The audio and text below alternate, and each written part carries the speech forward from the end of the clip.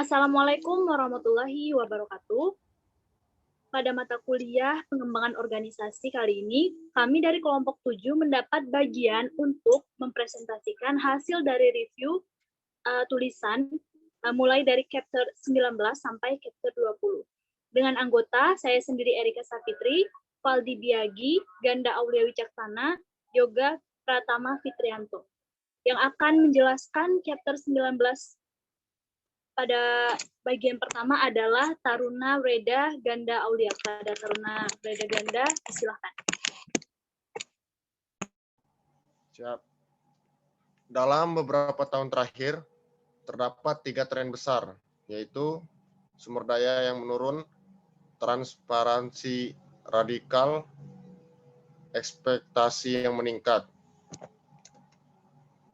Deregulasi mendorong perusahaan finansial service, telekomunikasi, dan industri penerbangan untuk memikirkan kembali strategi bisnis dan membentuk kembali bagaimana mereka beroperasi.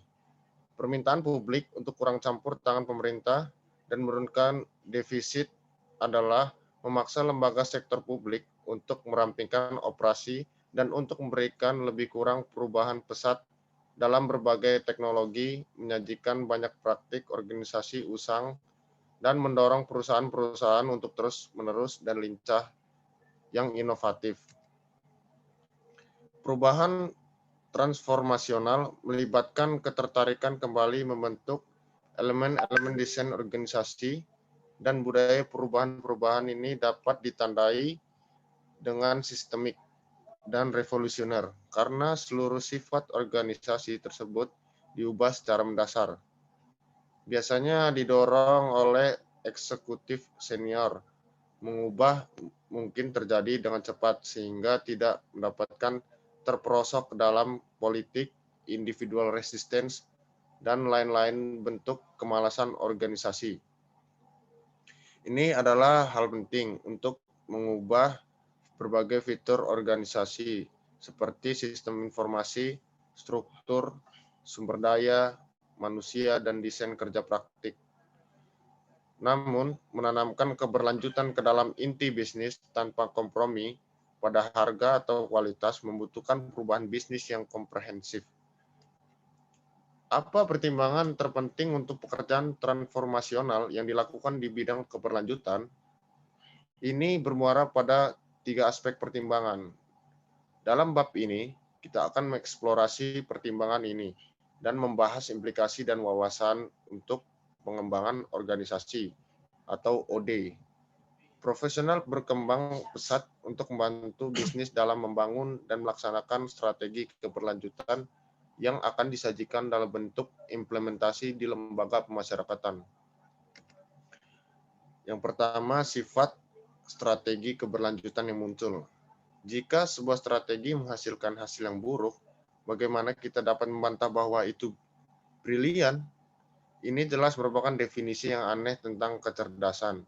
Tujuan strategi adalah untuk memberikan hasil yang positif, dan strategi yang dimaksud tidak melakukan itu. Namun, apakah itu brilian? Di bidang apalagi kita menyatakan sesuatu yang brilian yang telah gagal total dalam satu-satunya upaya? Sebuah drama Broadway yang brilian yang ditutup setelah 1 minggu, sebuah kampanye politik yang brilian yang membuat calon lain menang. Jika dipikir-pikir, kita harus menerima bahwa satu-satunya strategi yang secara sah bisa disebut brilian adalah strategi yang hasilnya patut dicontoh. Yang kedua adalah kebutuhan akan panen yang kaya dari buah yang tergantung rendah. Setiap kali kita berbicara tentang transformasi, diasumsikan bahwa produk dari proses perubahan harus besar, penerobosan mempesona, namun jenis perubahan yang paling kuat dan paling sulit datang dalam bentuk paket kecil. Disinilah tepatnya perusahaan berkelanjutan memulai perjalanan mereka. Dari awal Walmart yang sederhana pada tahun 1962 hingga keadaannya saat ini sebagai negara adidaya internasional, Walmart dengan tepat mengklaim posisi sebagai salah satu bisnis paling terkenal di dunia. Pada tahun 2005, menghadapi tekanan sumber daya yang menurun dan permintaan yang padat meningkat.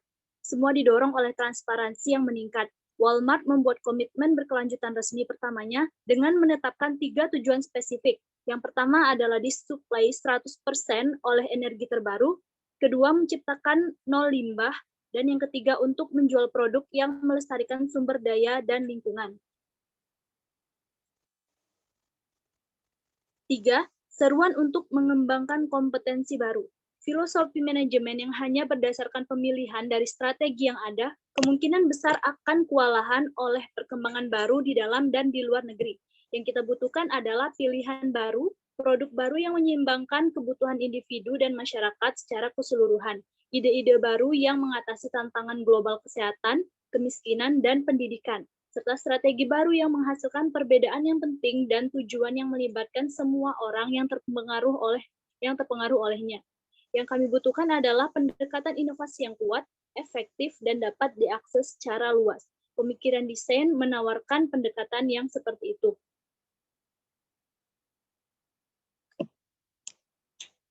Contohnya adalah salah satu program di Lembaga Pemasyarakatan Khusus Perempuan Bengkulu yang menjadi lapas produktif dengan menanam jeruk kalamansi. Selain menjadi lapas yang produktif, kegiatan ini juga mendukung program penghijauan serta menambah bimbingan bercocok tanam bagi warga binaan pemasyarakatan di LPP tersebut. Dengan menanam kalamansi, maka otomatis lokasi atau halaman pada LPP tersebut menjadi lebih hijau, serta dapat dijadikan produk untuk dijual kepada masyarakat sehingga menambah pendapatan dari narapidana itu sendiri. Next. Berikut adalah contoh dari jeruk tersebut yang diolah menjadi sirup untuk dijual kepada masyarakat. Selanjutnya pada chapter 20 yaitu desain organisasi yang berubah yang akan dilanjutkan oleh Taruna Reda Yoga Pratama Fitrianto.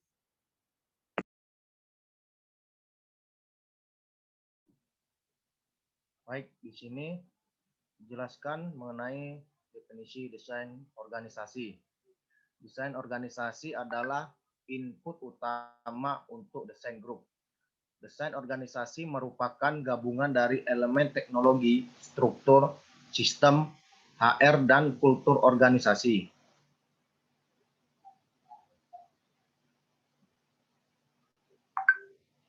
Desain organisasi akan terus berkembang sebagai topik penting bagi para pemimpin bisnis saat mereka mengubah organisasi mereka untuk mengejar strategi baru.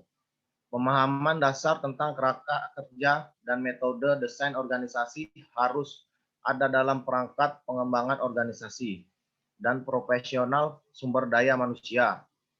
Banyak pemimpin bisnis memahami bahwa desain organisasi adalah sumber keunggulan kompetitif seperti strategi atau bakat. Meskipun tidak semua praktisi pengembangan organisasi dan generalis SDM akan terlibat dalam desain organisasi baru, sebagian besar akan diminta untuk membantu mengaktifkan perubahan ini, menghidupkan asumsi yang dibuat oleh para pemimpin bisnis tentang bagaimana strategi harus dijalankan, di mana kekuatan dan sumber daya terletak, bagaimana keputusan dibuat, dan perilaku yang penting bagi budaya organisasi itu. Konsep kunci dalam desain organisasi. Model penting dalam desain organisasi adalah model bintang yang dikembangkan oleh Jay Galbraith pada tahun 1970-an dan ditunjukkan pada gambar 20.1. Ada banyak versi model bintang yang digunakan seperti 7S dan McKinsey, tetapi semuanya menggabungkan pandangan holistik dan menekankan pentingnya pemahaman bahwa organisasi adalah sistem. Perubahan ke satu elemen akan membutuhkan perubahan ke elemen lain untuk membuat kebutuhan perubahan ke elemen lain untuk membuat keselarasan. Banyak perusahaan termasuk P&G, GlaxoSmithKline, Bass, Intel, dan MedLife menggunakan model bintang sebagai inti dari metodologi desain organisasi mereka, dan mendapati bahwa manajer lini menghargai bahwa ini komprehensif dan praktis. Hubungan desain organisasi dengan pengembangan. Desain organisasi adalah ilmu keputusan untuk memilih di antara alternatif yang bersaing untuk menyesuaikan model organisasi yang optimal dengan strategi Bodrau dan Ramstad 2007. Membuat pilihan desain yang baik tidak cukup untuk menjalankan strategi dengan sukses. OD dapat dianggap sebagai disiplin penerapan pilihan desain ini. Desain organisasi kemudian menjadi penghubung antara strategi bisnis dan eksekusi. Tanpa desain organisasi, tidak ada kerangka kerja yang dapat digunakan untuk menentukan kegiatan pengembangan organisasi, apa yang harus memiliki dampak paling besar, dan kapan harus dilakukan.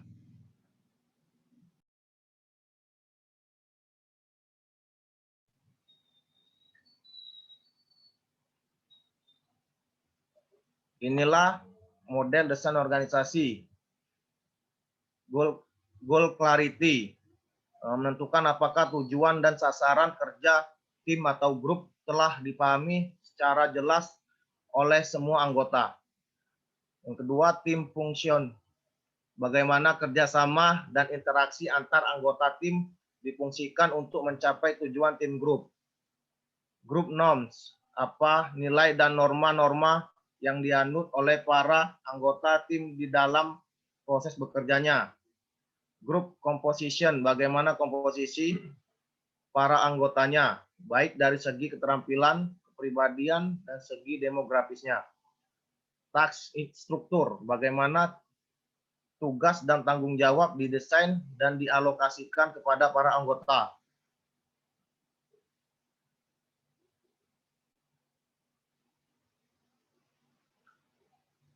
Apa yang harus dimiliki seorang desain organisasi yang baik?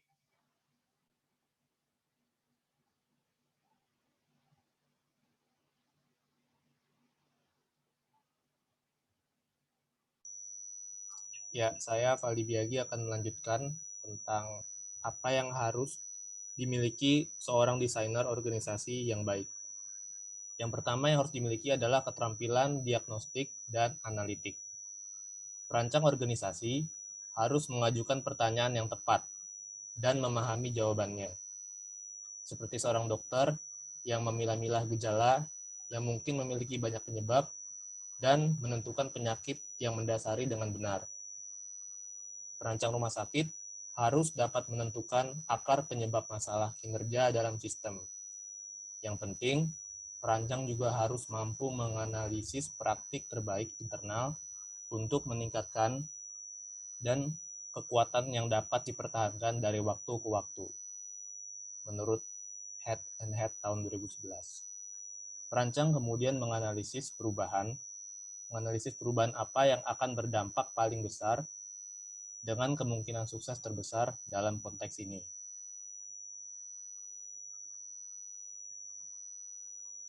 Selanjutnya, yang dibutuhkan yang kedua ialah keingintahuan mendalam tentang organisasi dalam sistem. Desainer organisasi yang efektif terpesona oleh kompleksitas bisnis dan kehidupan organisasi. Mereka suka memecahkan masalah yang beraneka segi dan tidak berhenti pada jawaban yang mudah atau solusi satu dimensi. Jadi, keingintahuan mendalam tentang organisasi itu seperti mereka tidak mau hanya berhenti pada satu jawaban, tapi mereka menggali terus pertanyaan tersebut agar memiliki jawaban yang variatif, yang nantinya bisa dengan mudah dipilih untuk mendapatkan solusi yang terbaik. Selanjutnya yang dibutuhkan ketiga ialah pola pikir desain. Organisasi, gedung, sistem teknologi informasi, atau objek fungsional berbagi kemampuan yang sama untuk memahami dan mengartikulasikan bagaimana desain mereka akan bekerja. Mereka mengambil masalah dan membingkainya sehingga pertanyaan yang tepat diajukan, berbagai pilihan dihasilkan, dan solusi terbaik dipilih.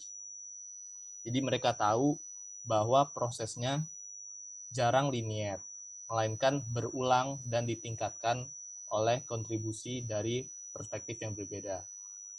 Jadi bisa digarisbawahi bahwa prosesnya itu jarang linier, tapi berulang dan ditingkatkan dengan kontribusi dan perspektif yang berbeda. Desainer seringkali merupakan pemikir yang ambidextrous, nyaman dengan penyelesaian untuk kemungkinan dan praktis. Selanjutnya, yang harus dimiliki ialah pengenalan pola. Desain organisasi bukan untuk orang baru.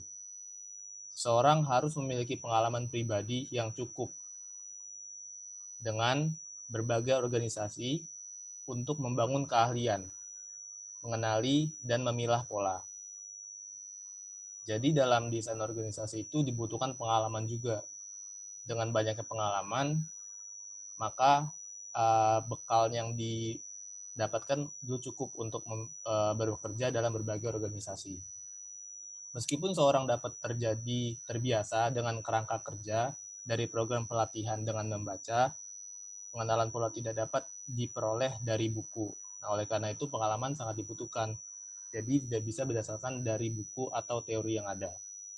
Setiap desainer harus memiliki perpustakaan pengalaman dan contoh untuk digunakan. Disinilah berkolaborasi dengan kolega OD dan HR dalam pekerjaan dapat bermanfaat untuk menguji asumsi dan berbagai wawasan. Selanjutnya yang dibutuhkan adalah konsultasi dan keterampilan pengaktifan. Desain organisasi yang sukses membutuhkan tingkat kepercayaan dan kompetensi yang tinggi untuk memandu tim kepemimpinan melalui proses desain. Semua keterampilan konsultasi inti, membuat kontrak, penilaian, fasilitasi, komunikasi tertulis, dan kemampuan presentasi. Ini digunakan dalam proses desain organisasi. Menyerahkan jawaban ahli dari atas tidak akan berhasil dalam desain. Pemimpin dan tim kepemimpinan harus menentukan dan memiliki solusi itu sendiri. Desainer ada di sana untuk mendidik tim tentang realitas dan kemungkinan, memberi mereka bahasa dan alat untuk memutuskan, dan untuk menentang serta membimbing mereka ke solusi yang dapat diterapkan.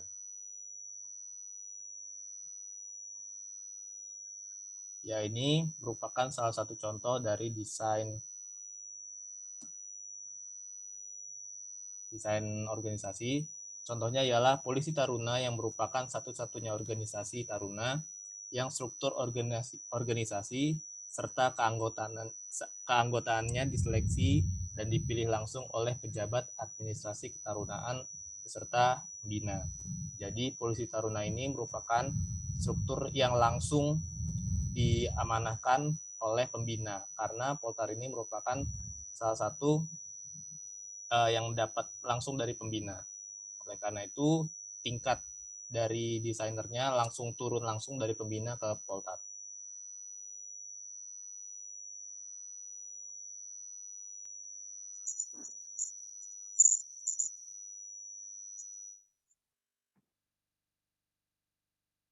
Baiklah, demikianlah presentasi dari kelompok kami. Apabila ada kekurangan, kami mohon maaf. Dan untuk anggota kelompok lain yang ingin bertanya, silakan tulis di kolom komentar. Mungkin sekian. Lebih dan kurang mohon maaf. Pada Allah kami mohon ampun. Billahi taufik wal hidayah. Wassalamualaikum warahmatullahi wabarakatuh.